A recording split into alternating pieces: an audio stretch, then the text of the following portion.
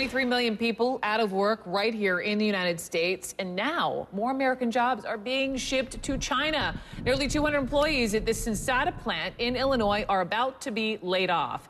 What's even more devastating here is they said they even had to train the replacements, the Chinese replacement. Bain Capital, that private equity firm once headed by Mitt Romney, is behind all this outsourcing an attack point in last night's debate.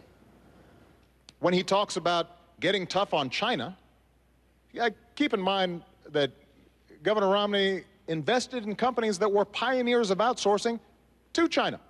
Ted Rollins is live in Freeport, Illinois, where these Sensata workers have set up what they're calling Bainport. They're protesting Bain Capital for those layoffs expected next month. And Ted, I know these workers watched that debate last night very, very closely.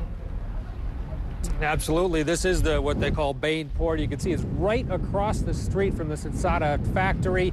People have literally been sleeping out here in tents over the past month for the last 35 days. Right now, most people are inside the big tent here because it's been raining all day. And this is where they watched the debate last night. A handful of people gathered in here and watched the debate. And as you mentioned, they were watching very closely, specifically for any mention of jobs and China. We should note, Brooke, that Mitt Romney left Bain Capital 7 years before Bain even purchased this Sensata plant, so he had absolutely nothing to do with what is going on right now. However, these people here do think he has the power to save their jobs.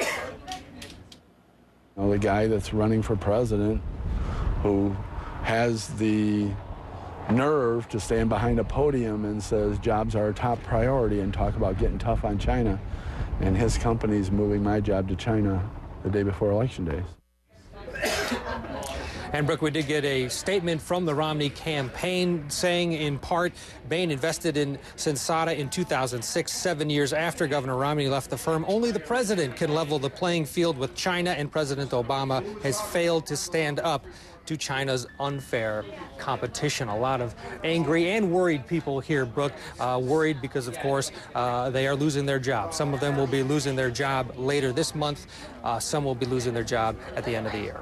So they're angry, as you point out, the timing. You know, Mitt Romney hasn't been in charge of this company for, what did you say, seven years, yet they're still blaming him. As a result of that, they're frustrated. There were arrests today.